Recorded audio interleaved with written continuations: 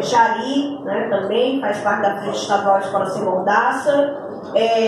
Então, sou Raquel Dias, sou professora da Universidade Estadual do Ceará, sou da diretoria do ANDES, Sindicato Nacional, e faço parte da Frente Nacional Escola Sem Mordaça. Nós temos realizado várias atividades, né, da Frente Nacional Escola Sem Mordaça, inclusive pelos estados, contando com a contribuição muito valiosa do professor Fernando Pena. Nós estivemos ontem o dia todo em Brasília, né, realizamos várias atividades, algumas da frente e outras das entidades nacionais da educação, né, por ocasião da convocação de um Dia Nacional de Luta em Defesa da Educação Pública, né, que ocorreu exatamente ontem, 5 de dezembro, e hoje o Fernando, né, está em Fortaleza por ocasião do ENALIC, né, que é o Encontro Nacional de Licenciaturas, que está acontecendo na Universidade Estadual do Ceará desde ontem. Hoje à noite ele vai participar de uma mesa que vai tratar do mesmo tema, né, sobre escola sem partido. Né, eu vou ajudar a mediar a mesa lá com o Fernando, também será um grande prazer no mesmo dia participar da mesa com ele 2 vezes. Nós queríamos também já agradecer, não tem ninguém aqui da organização do ENALIC, mas o professor Nilson, que está na organização, foi, né, foi muito simpático a ideia de nós né, realizarmos essa atividade hoje à tarde com o Fernando Pena por ocasião da vinda dele. Então, a gente queria agradecer publicamente o apoio do ENALIC na realização dessa atividade e agradecer as entidades que estão envolvidas, as entidades, os grupos, né, de pesquisa, de estudo, né, o GGRAMS também está na articulação, né, que possibilitaram a organização em cima da hora, porque a gente começou a organizar muito quando a gente soube que o Fernando tinha, né, uma tarde livre, né, o coitado, ele não pode ter nem um minuto livre, que a gente não deixa, né, mas ele tinha uma tarde livre e nós resolvemos sugar essa tarde dele né, fazer esse debate aqui na UFC sobre Escola Sem Partido. Fernando vai falar sobre o significado desse projeto e as iniciativas também, ele deve tocar também um pouco nisso, mas eu queria, antes de passar para a Jaeline e depois para o Fernando, dizer que a Frente Nacional Escola Sem Mordaça existe desde 2016, depois ela passou um período desarticulada, até porque o projeto de lei parou de tramitar durante o período na Câmara dos Deputados, e em julho desse ano o projeto volta a tramitar, que é o 7180. E por ocasião dessa tramitação, a frente se rearticula e nós passamos a nos reunir nacionalmente em Brasília a partir de julho. E de lá para cá a gente realizou pelo menos umas 5 reuniões para tratar dessa rearticulação. Tem várias entidades nacionais envolvidas, como o ANDES, a FASUBRA, o SINASEF, o CEFES, FENET, que é a Federação dos Estudantes do Ensino Técnico, enfim, nessa articulação. E nós observamos que nesses últimos meses, especialmente quando foi se aproximando das eleições, né, os professores, as professoras passaram a ser cada vez mais um alvo, né, dos ataques, da criminalização, né, de denúncias de uma suposta doutrinação ideológica. Então foram muitos casos nas escolas de educação básica e nas universidades. Na semana que antecedeu o segundo turno, nós tivemos cerca de 30 universidades invadidas pelos TREs locais e pela polícia, né, para impedir a realização de aulas públicas sobre o tema da democracia e sobre o tema do fascismo. E por ocasião por causa dessas perseguições, né, nós realizamos algumas iniciativas que eu queria compartilhar com vocês. O ANDES entrou com um amicus curiae, né, num processo que estava sendo julgado pelo STF, que foi a DPF 548, que julgou o caso das invasões das universidades e a liberdade de cátedra. E o Supremo Tribunal Federal julgou por unanimidade que as invasões às universidades tinham sido algo que contrariava a autonomia e a liberdade de cátedra nas universidades. Então foi uma vitória importante, pequena, porém importante. Depois nós solicitamos audiência com todos os ministros do STF, fomos recebidos por 4 ministros para tratar do tema Escola Sem Partido e da ação direta de inconstitucionalidade com relação à lei Escola Sem Partido de Alagoas, né, que foi aprovado e que o ministro Roberto Barroso entrou deu uma declaração de inconstitucionalidade dessa lei de Alagoas, e a ADI vai ser votada, seria votada, foi desmarcada. Nós estamos acompanhando isso também. E nesta semana, o projeto de lei de Escola Sem Partido foi a votação 3 vezes na Câmara dos Deputados. Então, em uma semana, ele foi terça, quarta e quinta, né, a votação na comissão especial. Os parlamentares que são da oposição e que estão fazendo uma luta parlamentar importante para barrar a votação do processo, conseguiram obstruir a votação, e ele vai novamente à votação terça-feira, né, já está agendado. Então são muitas coisas que estão acontecendo, né, são muitas frentes de luta, muitas batalhas para lutarmos. E ontem a gente realizou um dia muito importante. De manhã a gente fez uma audiência pública na Câmara dos Deputados, lá em Brasília, com o tema em defesa das universidades, das escolas de ensino básico, públicas, as escolas federais, estaduais e municipais, com a participação do ANDES, do SINASEF, da FASUBRA, da UNE, da UBS, da MPG e da FENET. E à tarde nós fizemos o relançamento da Frente Nacional Escola Sem Mordaça, esse manifesto que a Bárbara estava distribuindo, né?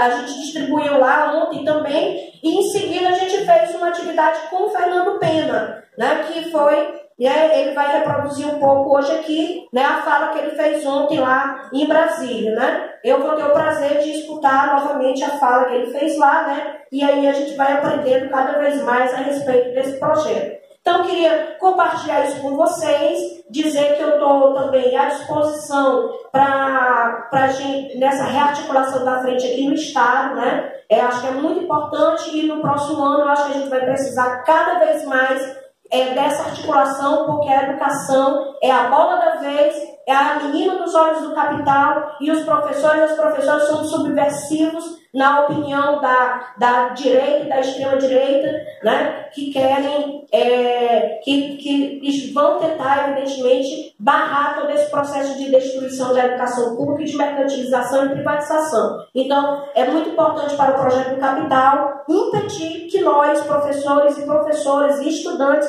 nós nos pronunciemos, nós lutemos, nos organizamos para barrar esse projeto. Então, o projeto Escola Sem Partido está colado a todas essas iniciativas do capital de destruição da educação pública. Então, boa tarde a todos e todas. Quero cumprimentar o professor Jari, Raquel. Minha fala vai ser bem sucinta, né? Eu sou professora Angelina, aqui do Departamento de Fundamentos da Faculdade de Educação.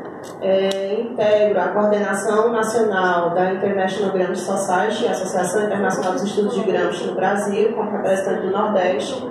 Por conta disso, a gente vem tentando, né, articular diversas formações aqui, que é o que está ao nosso alcance dentro da faculdade. Esse ano, retornei, eu estava afastada para estudos, retornei num ano bem difícil, né, em meio a tudo que a gente vive, essa onda neofascista se aproximando e se tornando de tsunami, atingindo a educação com todo o impacto, né, e fico feliz de poder encontrar no retorno, né, um grupo em articulação para poder me integrar e não me sentir tão só, né, segurando na mão dos outros, né, nesse processo, nesse projeto que o Gramsci defendia, de formação de uma frente única, que a gente tentou articular esses dias na FACED, semana passada, né, dia 29 a gente realizou. O Jari estava presente, vários professores e alunos, e de lá a gente tirou como encaminhamento também integrar essa atividade de hoje, importantíssima para a gente discutir esse projeto, né, de Escola Sem Partido e tentar retomar o fôlego depois de tanta luta que a gente teve esse ano, né? Terminar o ano respirando ares, para 2019 a gente voltar com força no início do semestre, né, se reorganizando. A gente tirou como comissão, o Jari já apresentou aqui a comissão, né, da Frente Parlamentar de Busca Articular, a gente também tirou como comissão a comissão de formação, que também é importante nesse processo a gente estar discutindo e integrando, né, buscando instruir também, capacitar, discutir o que está acontecendo também do campo de vista teórico, que é importantíssimo a gente se aprofundar para tentar compreender o movimento dessa realidade. Então, eu agradeço a oportunidade de estar aqui, né, também integrando esse movimento, e já passo aqui a palavra para o professor, para o Jari, né, para a gente dar continuidade, porque está todo mundo esperando para poder ouvir. Obrigada. Boa tarde a todos e a todas. Gostaria de agradecer pelo convite, é um prazer estar aqui com vocês para discutir essa temática. Meu nome é Fernando Pena, sou professor da Faculdade de Educação da Universidade Federal Fluminense e vou fazer um recorte aqui desse debate que é mais amplo, né, sobre o tal do Escola Sem Partido. Eu faço parte, então, do movimento Educação Democrática, que está ajudando agora na rearticulação da Frente Nacional Escola Sem Mordaça, e vou pensar muito com vocês aqui a Escola Sem Partido na chave de uma ameaça a essa educação democrática. E aí tem uma parte que eu sempre tenho que falar, né? Porque um primeiro ponto para discutir essa temática é problematizar o nome. Tem muita gente que adere ou defende a proposta só por ouvir falar, ou conhecer o nome, ou ouvir superficialmente alguma coisa sobre. Porque o nome coloca para nós uma dicotomia entre uma escola com ou sem partido, e eles inclusive criam um projeto espantalho que eles chamam de escola com partido, para obrigar as pessoas a caírem nessa alternativa. Então, o primeiro ponto é afirmar que não é isso que está em questão. Eu tenho tentado entender isso como um projeto de escola que tenta destruir a dimensão educacional da escola, ou então combater o caráter público da educação, dizendo que professores não são educadores, professores não podem falar sobre a realidade dos alunos, professores não podem mobilizar valores em sala de aula. Então, esse é o ponto central. Quando eu falo sobre escola sem partido, o termo, e problematizo esse termo, ele remete a duas coisas. Uma é ao movimento Escola Sem Partido, um movimento criado por um advogado chamado Miguel Najib em 2004. Ele fazia parte, já tinha feito parte há alguns anos do Instituto Liberal de Brasília, onde ele entrou em contato com o Braulio Porto de Matos, que agora é o vice-presidente da Associação Escola Sem Partido, e com o Olavo de Carvalho. Só que ele usa um caso específico que teria acontecido com a filha dele. Então, ele tinha uma filha estudando em 2003 numa escola particular de Brasília, e um professor de história teria feito uma comparação em uma aula entre Che Guevara e São Francisco de Assis. E diz ele que fica extremamente revoltado com isso, então, e vai escrever uma carta para distribuir no pátio da escola, para pais, professores, funcionários e para os próprios estudantes. Um primeiro ponto, essa carta, ela no mesmo dia que ela é escrita, em setembro de 2003, não lembro o dia exatamente, ela é publicada, compartilhada pelo Olavo de Carvalho, com um texto que ele escreveu chamado Estupro Intelectual da Infância.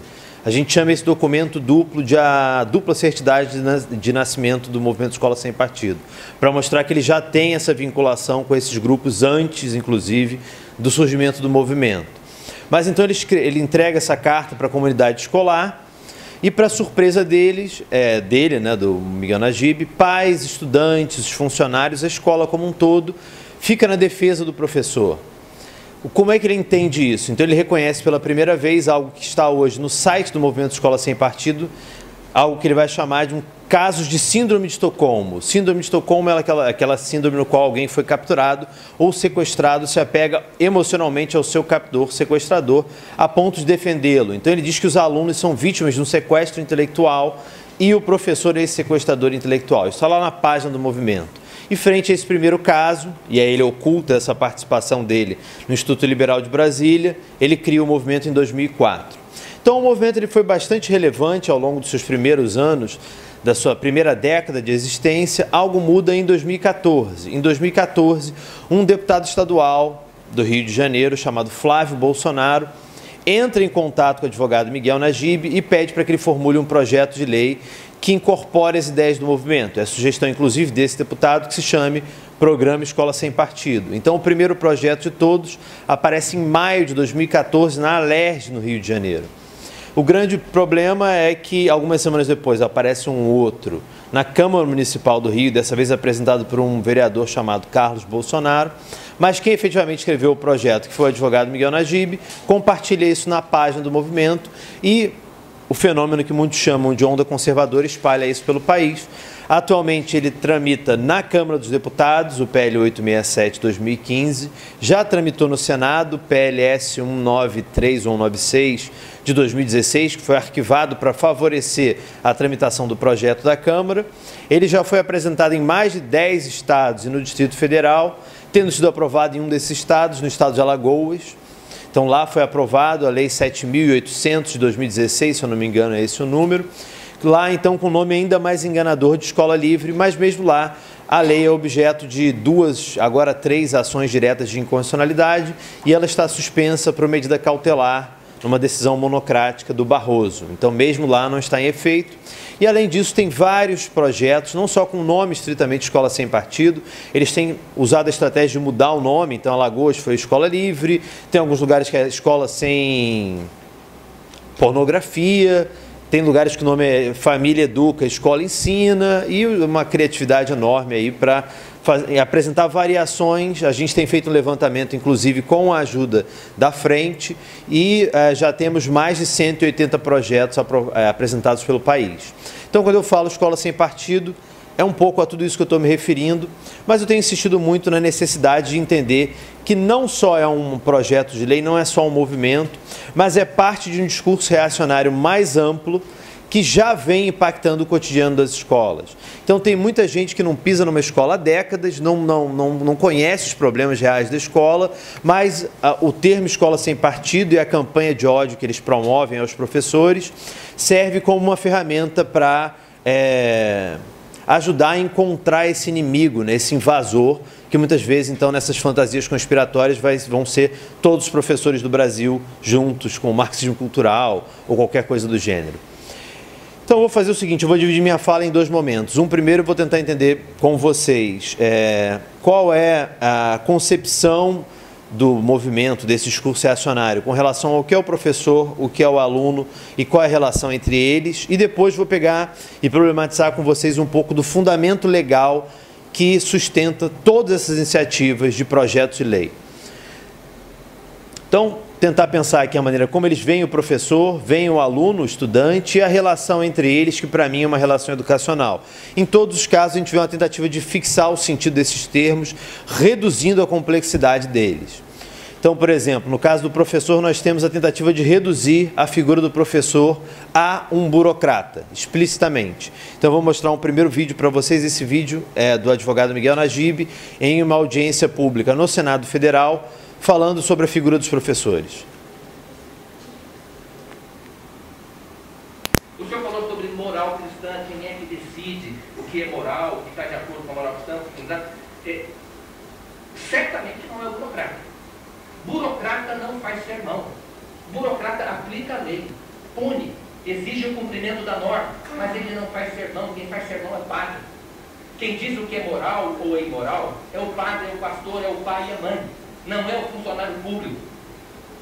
O funcionário público só faz aquilo que a lei determina. E a lei brasileira, a legislação brasileira, não possui um decálogo. Não possui um código moral. Quem possui código moral são as religiões. Então, essa é a diferença. É que burocrata não faz sermão. Burocrata aplica a lei. Do professor é um burocrata. Ele transmite aos alunos o conteúdo do currículo, aquilo que está escrito e que foi aprovado pelas autoridades competentes. Não lhe cabe dizer aos filhos dos outros o que é certo e o que é errado em matéria de moral. Esse é o ponto. Perdão, essa foi uma audiência pública na comissão especial. Vocês ouviram, então, ele diz que o professor é um burocrata, ele só aplica a lei e pune de acordo com ela, e o professor não poderia mobilizar valores em sala de aula. E aqui uma confusão, não sei se por ignorância ou de má fé, que a única maneira de trabalhar valores seria através da pregação religiosa, o que não tem fundamento nenhum. Todas as teorias educacionais dizem que é impossível participar do fenômeno educacional sem mobilizar valores, né? Por exemplo, um professor, quando ele está colocando em prática a Lei 10.639, ou 11.645, que tornam obrigatório o ensino de história e cultura afro-brasileira e indígena, e ele vai falar, por exemplo, sobre uma religião africana, sobre qualquer elemento da cultura africana, ele está mobilizando valores, como aprender com o outro, dialogar com a diferença. Então, isso faz parte da tarefa que nós enfrentamos cotidianamente dentro das salas de aula de educação básica, e mais do que isso, constitui um dos seus objetivos. E quando a gente fala em educação para a cidadania, educação democrática, a gente está falando de trabalhar com eles valores vinculados ao convívio democrático no espaço público. Mas aqui isso não surpreende muito. Se você for no site do Escola Sem Partido, lá eles vão indicar uma biblioteca politicamente incorreta, da qual constam só 4 livros. 2 deles são os guias politicamente incorretos da história do Brasil e da América Latina. Mas o principal livro é esse aqui, é um livro intitulado Professor Não é Educador, escrito por um indivíduo chamado Armindo Moreira. Qual é a tese desse livro? Uma dissociação entre o ato de educar e o ato de instruir. O ato de educar seria responsabilidade exclusiva da família e da religião, e o ato de instruir seria, então, ao que o professor deveria se limitar. Que, como eu já disse, na linguagem deles, é transmitir conhecimento sem falar de valores e sem mobilizar a realidade dos alunos. Não preciso nem dizer que isso aqui está ultrapassado em termos de discussão educacional há centenas de anos, não é nem décadas, são centenas de anos. Mas esse é o fundamento teórico utilizado pelo movimento. Os livros que eles têm citado em audiências públicas, pasmem, esse é um deles, o Professor Não é Educador, e um outro, que ele foi citado na comissão especial, um autor chamado Plínio Corrêa de Oliveira, ninguém mais, ninguém menos do que o fundador da Sociedade Brasileira de Defesa da Tradição, Família e Propriedade, num livro chamado Baldeação Ideológica Inadvertida e Diálogo, que o vice-presidente da associação diz que é um livro genial. Então, essas são um pouco das referências teóricas do movimento. Para vocês terem ideia, eu vou mostrar um pouco da página deles aqui. Então, essa aqui é a página, a parte superior da página do Escola Sem Partido.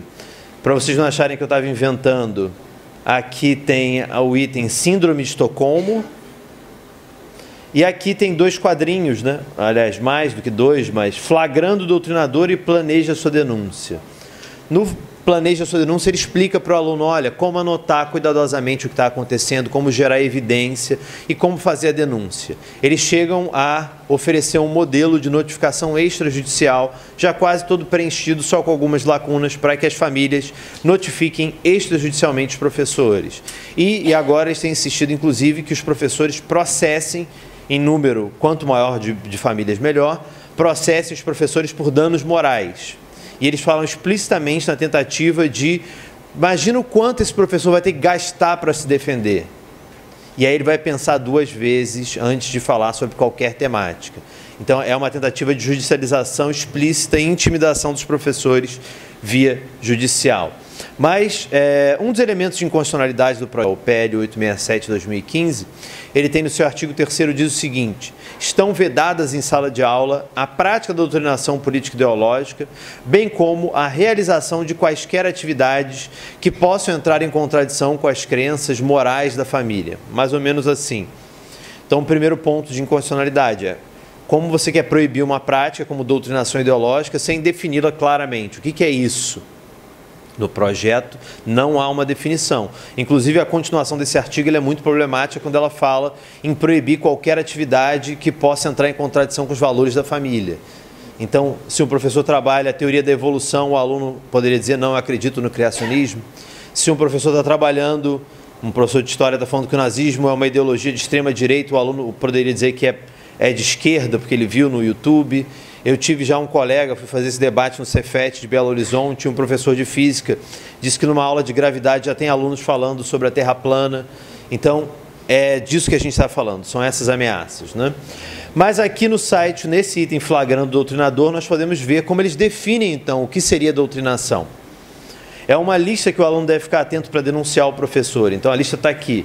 Você pode estar sendo vítima de doutrinação ideológica quando o seu professor se desvia frequentemente da matéria, objeto da disciplina, para assuntos relacionados ao noticiário político ou internacional. Esse é o primeiro critério para identificar o professor doutrinador. e todos nós sabemos aqui perfeitamente bem que dialogar com a realidade dos alunos é um princípio educacional estabelecido para tornar o ensino de qualquer disciplina significativo para os alunos. Mas esse é o primeiro critério para identificar, então, o doutrinador, como se fosse possível dissociar a sala de aula da realidade na qual ela está inserida, né? E aí muito dos equívocos que eles falam, então tem isso como pressuposição. Adota ou indica livros, publicações e autores identificados com determinada corrente ideológica. Eu sempre faço o mesmo desafio, queria que alguém me citasse um livro que não é identificado como uma corrente ideológica. Não existe, mas eles tentam trabalhar aqui com essa dicotomia tosca entre neutralidade e ideologia, como se algumas coisas fossem neutras e outras ideológicas. No caso, então, Marx, especialmente Gramsci, Foucault, Paulo Freire são autores ideológicos. Talvez autores como Hayek, Friedman seriam autores neutros, deveriam ser trabalhados na escola, né? Impõe a leitura, então o professor aqui sempre representado como alguém que está impondo a sua vontade, manipulando a cabeça dos alunos, que são uma audiência cativa, mas aqui a tentativa de reduzir o professor, então, à figura de um burocrata. O segundo elemento, a tentativa de reduzir a educação a uma relação de consumo. E aqui, de novo, de maneira bastante explícita. Vocês vão ouvir agora o Miguel Najib de novo, dessa vez sim, numa audiência pública no Senado, falando sobre o projeto Escola Sem Partido. O nosso projeto ele foi inspirado no Código de Defesa do Consumidor. O Código de Defesa do Consumidor ele intervém na relação entre fornecedores e consumidores para proteger a parte mais fraca, que é o consumidor, o tomador dos serviços que são prestados pelos fornecedores. Da mesma maneira, a nossa proposta, ela intervém na relação de ensino-aprendizagem para proteger a parte mais fraca dessa relação, que é o estudante, que é aquele indivíduo vulnerável que está se desenvolvendo. Eu gosto de trazer os vídeos, que senão eu acho que as pessoas não acreditariam se eu falasse com as minhas palavras, né? Mas então ele está dizendo aqui que os projetos Escola Sem Partido nada mais é do que a implementação do Código de Defesa do Consumidor na educação. Qual é o problema de entender a educação como uma mercadoria? E aí tem autores como o Gert Biescha, que trabalham a diferença entre uma lógica profissional e uma lógica de mercado. Na lógica de mercado, o consumidor tem sempre a razão. Eu vou comprar uma bota, eu posso querer um tênis cinza ou preto ou verde, uma camisa rosa ou salmão ou verde.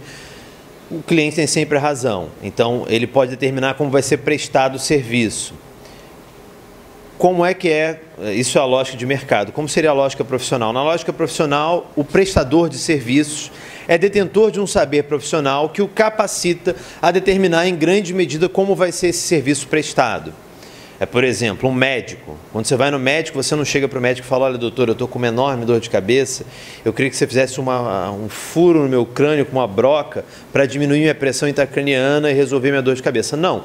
Eu sei que aquele médico ele é detentor de um saber profissional, eu chego para ele e digo: eu estou com dor de cabeça, ele usa o saber profissional dele para planejar uma intervenção médica, me oferecer algum remédio, alguma coisa para diminuir minha dor de cabeça. Esse mesmo reconhecimento do saber profissional não é reconhecido aos professores. Se o professor fosse um profissional com saber profissional reconhecido, ele seria capaz, e nós deveríamos confiar a princípio neles, para que eles pudessem planejar intervenções pedagógicas para lidar com qualquer problema que surgisse em sala de aula. Há um caso de homofobia, um caso de violência e homofobia dentro da sala de aula. Planejar uma intervenção pedagógica para discutir isso com os alunos. Ou sobre qualquer outra temática. O problema é que quando a gente vê a educação como uma relação de consumo, isso fica impossibilitado. E o mais grave é entender que essa visão que eles defendem de educação como uma mercadoria, ela é entendida por eles como algo neutro, algo que não deve nem ser problematizado. A ponto do... O mesmo advogado Miguel Najib já foi articulista do Instituto Millennium, está um pouco cortado aqui em cima, mas esse é o site do Instituto Millennium. Quando ele estava lá como articulista, entre os anos de 2009 e 2011, ele escreveu um texto chamado Por uma Escola que Promova os Valores do Milênio. Ué? Acabamos de ver um vídeo no qual ele diz explicitamente que o Brasil não tem um decálogo, então não pode mobilizar valores em sala de aula. Mas esses, então, devem ser os valores neutros necessários à transmissão do conhecimento, entre aspas. Quais são os valores neutros que têm que ser promovidos pela escola do milênio? Vou falar só de 3. Propriedade privada, responsabilidade individual e meritocracia. Esses são valores neutros ou é que a gente tem uma concepção bem clara de escola É isso, né? Temos uma percepção bem clara, uma concepção do que seria essa escola dentro dessa lógica de consumo, só que eles tentam dizer que isso aqui não é ideológico, isso é neutro. E isso não seria impor nada na escola. Então, precisamos problematizar essa tentativa de reduzir a educação a uma relação de consumo. E o último dos 3 elementos sobre essa discussão mais pedagógica com relação às concepções de escola sem partido é a tentativa de reduzir o aluno a uma folha em branco. Inclusive, a gente vai ouvir a resposta deles com relação a esse argumento. Eu vou mostrar para vocês agora um vídeo. Esse vídeo foi gravado num dia muito específico, ele foi gravado no dia que o Mendonça Filho, assim que assume o Ministério da Educação, recebe pela primeira vez uma comitiva da sociedade civil, uma comitiva composta pelos membros do grupo Revoltados Online, dentre eles o ator Alexandre Frota, atualmente deputado federal eleito por São Paulo. E nessa visita eles então apresentam as pautas das que vieram a público, se limitam à escola sem partido, gravam um primeiro vídeo na frente do Ministério, não é esse que eu vou mostrar para vocês, mas parte do grupo vai então ao encontro do advogado Miguel Najib na casa dele e grava um segundo vídeo. É esse vídeo que eu vou mostrar para vocês, já peço desculpas. Muito bem. Bem, o Escola Sem Partido ele nasceu em 2004 como reação a 2 práticas ilegais que estão absolutamente disseminadas hoje no sistema educacional em todo o Brasil. De um lado, a doutrinação política e ideológica em sala de aula. Só uma informação. Eu sou advogado. Meu advogado, quanto tempo? Nasceu em 2004? Em 2004. Foi igual ao Revoltados Online? Revoltados Online nasceu por uma causa pessoal minha. Não, sem dúvida. O estopim desse movimento foi um problema que eu tive com a minha filha mais nova na escola. O professor de história da minha filha, que havia sido professor de outros filhos meus, havia num belo dia comparado Che Guevara a São Francisco de Assis. Bom, gente, nós estamos trabalhando em prol do nosso país, preocupados com o futuro das nossas crianças. A doutora Beatriz é incansada, o Frota agora também está incansado, o doutor Júlio, todas as pessoas do Revoltados Online, os administradores, e vocês são as peças fundamentais. Se vocês não compartilharem, não curtir a página do Revoltados Online, não disseminar a informação, a gente não consegue combater esses tralhas, esses petralhas que ainda dominam parte da mídia hoje no nosso país. Mas deixa o Miguel falar o segundo aspecto. O primeiro aspecto, então, foi uma reação a essa prática da doutrinação, que é uma prática ilegal. E a segunda prática ilegal, que também se disseminou no sistema educacional, é a usurpação do direito dos pais, dos alunos, sobre a sua educação moral, da autoridade moral dos pais sobre os seus filhos. Também a máquina do Estado, o sistema educacional, está sendo usado para isso, para afrontar a autoridade moral dos pais e dos alunos sobre eles. E aí a gente vê, por exemplo, a lei da palmada, uma consequência disso, tirar a autoridade dos pais. Há um ataque frontal à família. O petismo continua, porque o petismo não acabou. O PT está momentaneamente fora do poder, mas o petismo continua dominando a máquina do Estado, e sobretudo o sistema educacional. Nós já fizemos uma frase muito longa, que é... Não mexam com as nossas crianças. Antes. Tá, não mexam com as nossas crianças, meus filhos, minhas regras. Exatamente isso. Em matéria de educação religiosa e moral, vale o bordão. Meus filhos, minhas regras. E eu estou de apoio total à Escola Sem Partido e não quero nenhum professor doutrinando os meus filhos e acredito que você também não. Então, daquelas figuras ali, a mulher, o nome dela é Bia Kicis, é a cunhada do advogado Miguel Najib e também deputada federal eleita por Brasília, né? Dá para ver que esse é um mote aí que tem ajudado a alavancar a carreira política de algumas pessoas.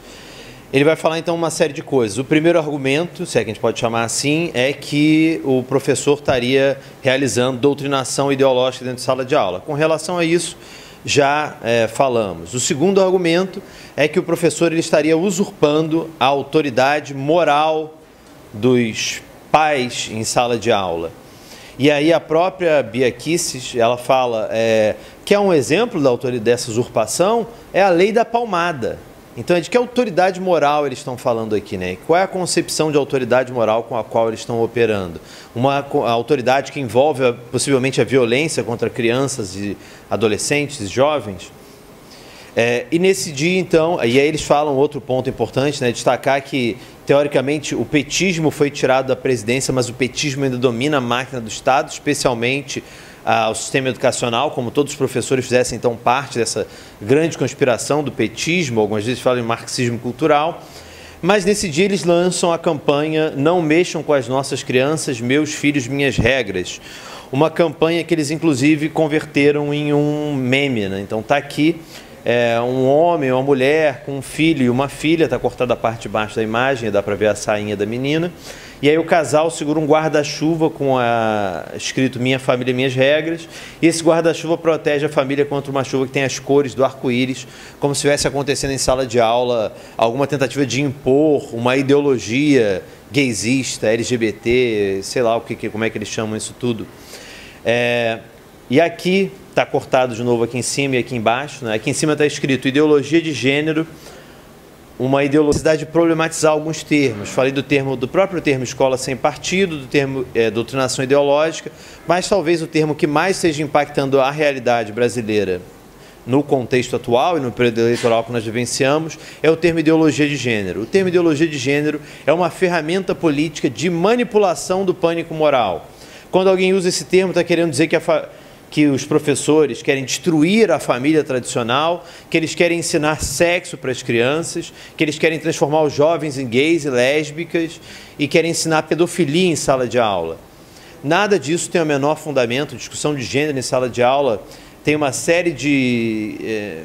gênero e sexualidade, né? Tem uma série de resultados muito importantes, capacitam os jovens a identificar os casos de abuso, que na maioria das vezes, estatisticamente, acontece dentro do espaço privado, ajuda a combater doenças sexualmente transmissíveis, impedir gravidez precoce e uma série de outras questões, como combater a homofobia, o machismo, elementos que constituem motivos de exclusão de algumas crianças e jovens dentro da sala de aula.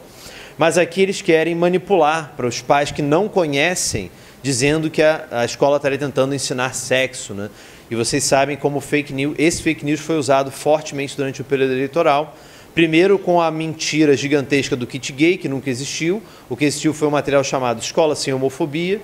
E segundo, um dos fake news voltados ao candidato Haddad era que ele teria dito que o Estado tomaria posse das crianças quando elas completassem 5 anos. Dentro dessa ideia de que o Estado estaria tentando usurpar a autoridade dos pais, em alguns casos a própria, não sei, a posse das crianças, né?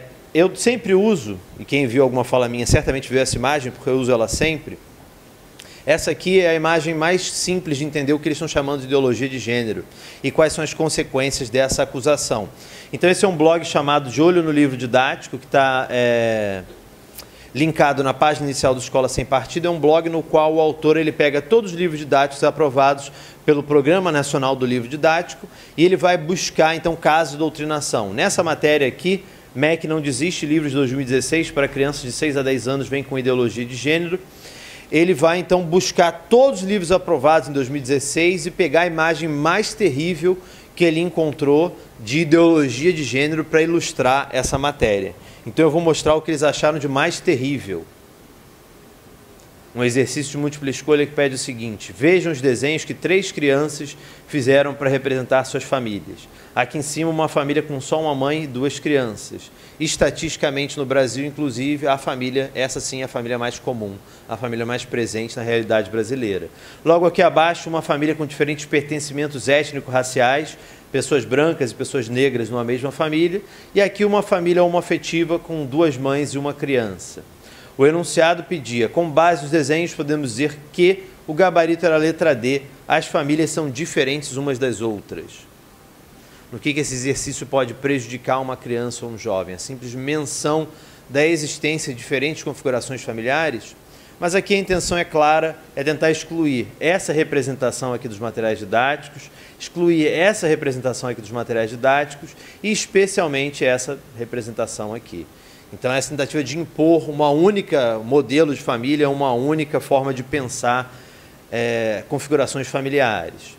Homofobia não é assunto de sala de aula, defende o fundador do Escola Sem Partido. Então, o professor é um burocrata, ele aplica a lei, ele pune de acordo com a lei e ele só pode transmitir para os alunos aquilo que está previsto em documentos legais aprovados. Então não tem que ficar falando de feminismo, homofobia, machismo, isso não é assunto de sala de aula, segundo ele, né? Aqui a gente consegue então perceber essa tentativa de tirar da escola os temas importantes, né, da realidade, como o tema da redação do Enem de 2015, que foi a persistência da violência contra a mulher na sociedade brasileira. No ano no qual esse foi o tema da redação do Enem, qual foi a ação movida pela Associação Escola Sem Partido? Eles entraram com uma representação em todos os estados da federação, está aqui ela, né? A inconstitucionalidade do Enem. Está na página do Escola Sem Partido, uma matéria do início de 2016, ou seja, logo depois da aplicação daquela prova de redação. Leia aqui a representação que será enviada pela Associação Escola Sem Partido às unidades da Procuradoria da República nos 27 estados da Federação, demonstrando a inconstitucionalidade da exigência do respeito aos direitos humanos na prova de redação Enem 2015. Então, ele estava argumentando lá no início de 2016 que seria inconstitucional cobrar dos alunos o respeito aos direitos humanos como um critério que zeraria as redações, porque professores e alunos não têm a formação jurídica necessária para discutir uma norma legal como os direitos humanos, a Convenção Americana sobre Direitos Humanos. Então, o que seria isso, no final das contas, na visão deles? Um filtro ideológico de entrada na universidade, uma tentativa de limitar a liberdade de expressão dos candidatos. Eles não poderiam explicitar suas opiniões livremente. Quando eu falei sobre isso em 2016, em vários eventos, as pessoas gargalhavam de mim. Ah, Fernando, você está mostrando isso, é um absurdo, isso nunca vai acontecer no Brasil, isso já é critério. No ano passado eles entraram com a mesma ação e conseguiram, esse critério de correção não foi aplicado. Só para demonstrar como tudo isso pode parecer aqui dentro de uma universidade, muito fora da realidade, mas está tendo impactos muito concretos. Então aqui tentei mostrar para vocês como eles tentam reduzir o professor a um burocrata, reduzir a educação a uma relação de consumo e reduzir o aluno a uma folha em branco. E eu uso esse termo folha em branco, vocês já vão entender por quê. Então o que é importante entender? Que para quem defende escola sem partido, quando o professor educa, ele está doutrinando, porque não é tarefa dele educar. Quando o professor educa, ele está agindo como um abusador.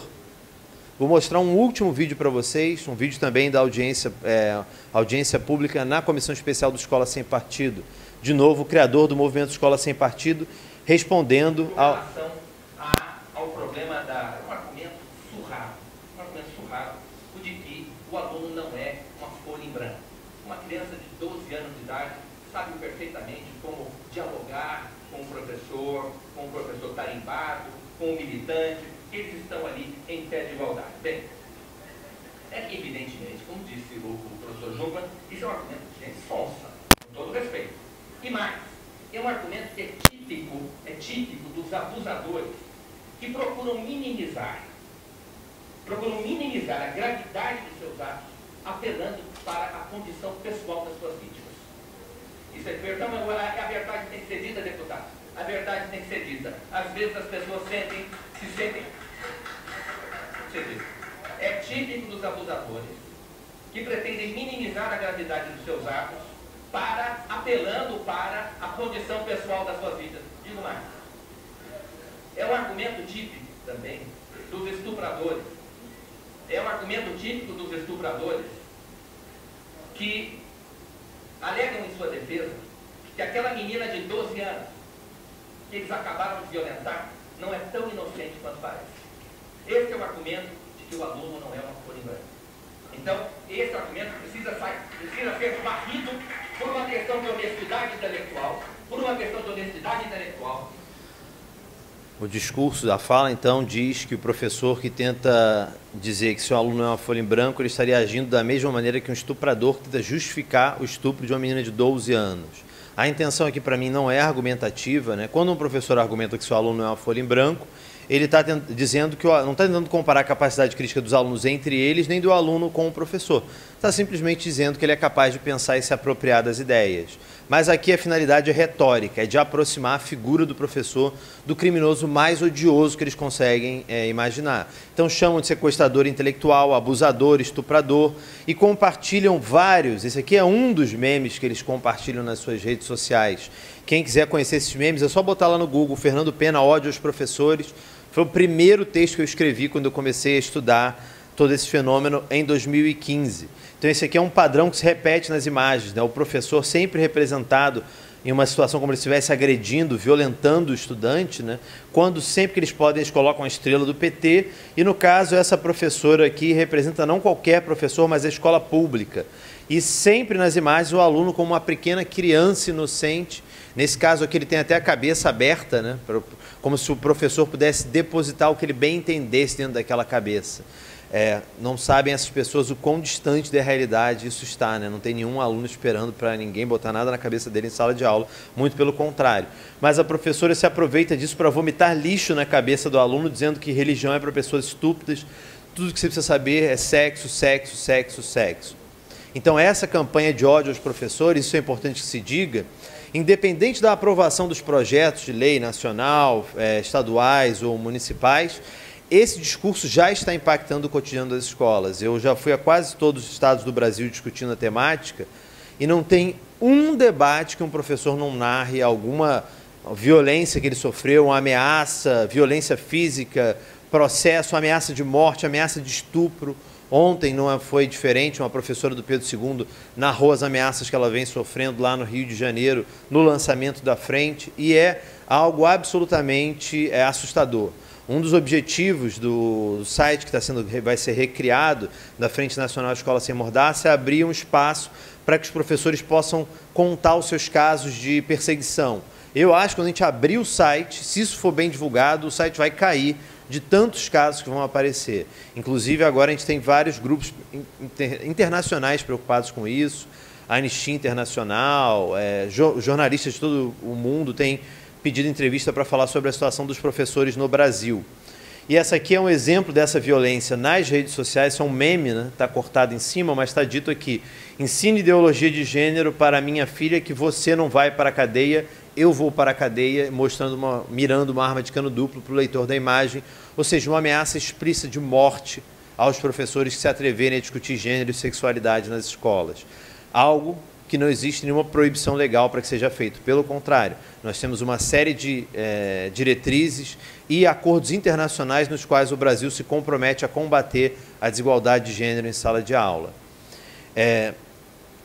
Essa era um pouco a minha apresentação. Eu também queria falar do aspecto legal, mas o meu tempo já estourou. O que eu vou fazer, então, nas perguntas, se vocês quiserem saber mais sobre a tramitação, o aspecto dos projetos, eu posso responder. Agradeço a paciência de vocês e me coloco à disposição para perguntas. Obrigado.